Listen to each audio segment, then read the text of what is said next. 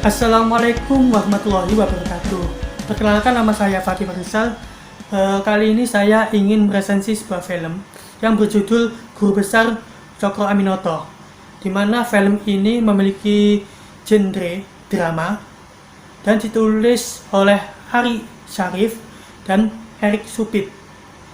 Film ini disutradarai oleh Gari Nugroho. Kemudian film ini diperankan oleh beberapa artis terkenal seperti Reza Radian sebagai Cokro Aminoto, Putri Ayu Dia sebagai istri Pak Cokro, kemudian ada Deva Mahendra sebagai Soekarno, dan Tatah Ginting sebagai Samun. Film ini menceritakan tentang perjuangan Pak Cokro Aminoto dalam membangun suatu organisasi, di mana dalam film tersebut beliau menjadi selaku ketua pimpinan organisasi yang dibentuknya. Dan dalam organisasi tersebut, beliau juga melahirkan tokoh-tokoh penting dalam kemerdekaan, seperti Soekarno, Samun, dan Muso, dan lain-lainnya. Pak Cokro Aminoto, beliau lahir di Tanah Jawa, di kota Madiun, dan ia lahir pada tahun 1882. Sejak kecil, ia dididik oleh kakeknya dengan berbagai ilmu Islami. Dan kemudian ketika ia sudah menginjak umur dewasa, orang tuanya meminta Cokro Aminoto untuk bekerja kepada Belanda, karena dulu ayahnya pernah menjadi pegawai kolonial Belanda.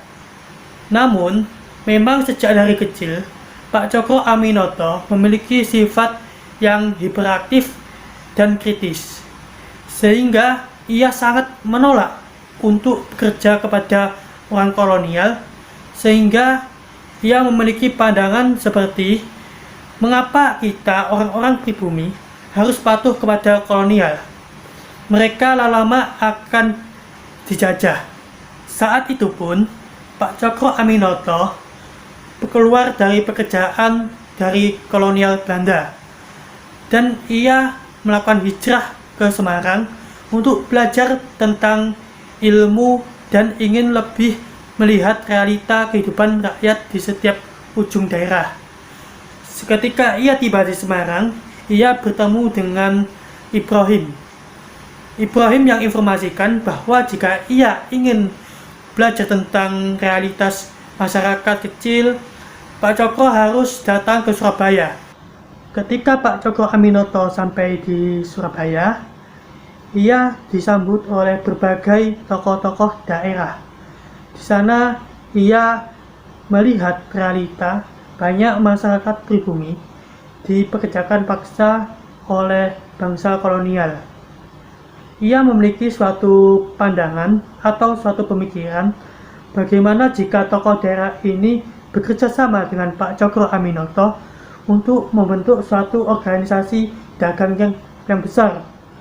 Awalnya di Surabaya akan dibuat organisasi besar yang bernama SDI, yaitu Syarikat Dagang Islam, yang sebelumnya dibentuk oleh Haji Saman Hudi di Solo.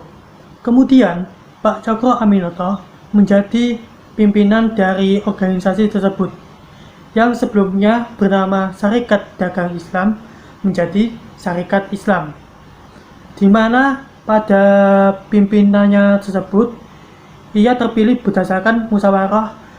Pada tahun 1912, organisasi tersebut diperluas dan memiliki banyak pemikiran untuk kemajuan dan membutuhkan dukungan dari rakyat. Kemudian setelah berdirinya Syarikat Islam, ia beberapa bulan kemudian melakukan gencar-gencar di depan masyarakat pribumi dan melakukan orasi tentang berdirinya organisasi Syarikat Islam. Dalam orasi tersebut, beliau menarik banyak masyarakat pribumi menjadi anggota Syarikat Islam, di mana pada organisasi tersebut banyak anggota yang berasal dari orang kecil selain dari orang kalangan atas. Namun, dalam perjalanan terbentuknya organisasi Syarikat Islam, itu tidak semulus yang kita bayangkan, di mana ada beberapa murid dari didikan Pak Cokro Aminoto di rumah peleneh, terutama Samun, Muso, dan Alamin, mulai memiliki pemikiran sendiri yang menyempal dari pemikiran dari Pak Cokro Aminoto. Karena menurut mereka, agama tidak bisa dicampurkan dengan politik, sehingga pada akhirnya Syarikat Islam terbagi menjadi dua kubu. Kubu tersebut yaitu ada kubu putih dan kubu merah. Kubu putih tetap dipimpin oleh Pak Cokro Aminoto dan kubu merah dipimpin oleh murid didikannya Pak Cokro Aminoto yaitu Samun. Kubu merah ini akan cikal bakalnya menjadi lahirnya Partai Komunis Indonesia. Berbeda dengan kubu putih, di mana di sana ada Soekarno, yaitu murid didikan langsung dari Pak Cokro Aminoto yang nantinya akan menjadi Bapak Kemerdekaan Indonesia. Oke, itu saja sinopsis dari film Guru Besar Hos Cokro Aminoto, di mana film ini menceritakan tentang perjuangan dari Pak Cokro Aminoto dalam memperjuangkan kebebasan dari rakyat pribumi, di mana pada masa itu rakyat pribumi banyak yang diberlakukan kerja paksa, dan kemudian Pak Cokro Aminoto merupakan orang yang berani mengkritisi pemerintahan kolonial Belanda. Ia mengkritisi melalui pena, yaitu dapat melalui surat kabar dan berbagai media lainnya. Kemudian setelah saya melihat film ini, saya jadi memiliki inspirasi dalam menjadi generasi selanjutnya. Oleh karena itu, film ini juga mengimplementasikan dari beberapa sifat-sifat Pak Cokro Aminoto. Salah satunya menjadi orang yang kritis dan hiperaktif. Dan kemudian dalam sisi pengambilan gambar pada film ini sangat bagus, juga menampilkan berbagai adat dan budaya seperti budaya Jawa dan budaya Belanda.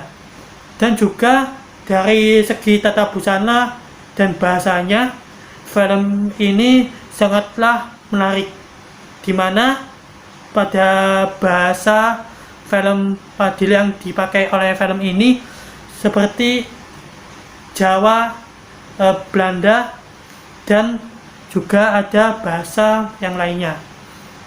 Oke, mungkin saja itu ulasan singkat dari saya mengenai film Guru Besar Hos Cokro Aminoto.